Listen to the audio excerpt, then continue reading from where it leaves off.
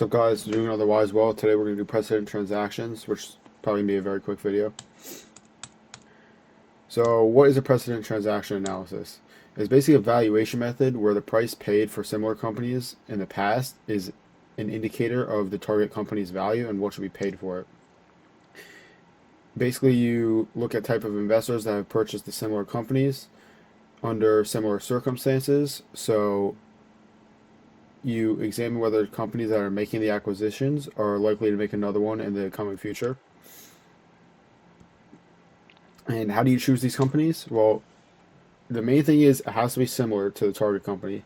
So it has to have similar financial characteristics. The size of the transactions need to be similar. The size of the company should be similar. The type of transaction should be similar.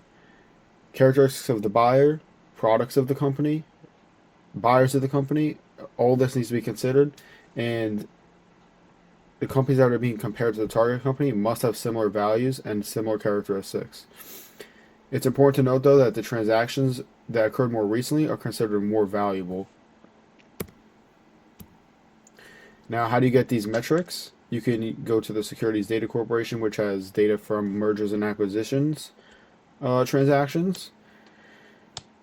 You can look at trade publications, research reports, annual filings, financial data, whatever you want, cash flow statements. And all this data is publicly available. You can just look it up and you'll be able to find it. What are pros and cons of precedent transactions? Well, one, all the information you need is publicly available to you. It's very easy to access. And it helps provide a general assessment of market demand for an asset or company.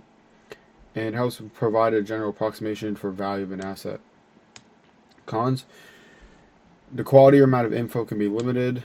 You have to account for market conditions such as economic events, geopolitical events, company events, and it's also more of a generalization since there's a lot of variables that have to take into account, like I just said: competitor size, competitive advantage, market demand, business cycle, exchange rates if they're dealing with international, geopolitical events, stuff like that.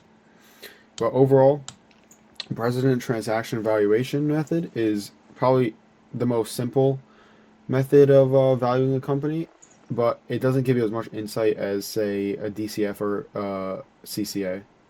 That's basically it. I just want to summarize what a precedent transaction was.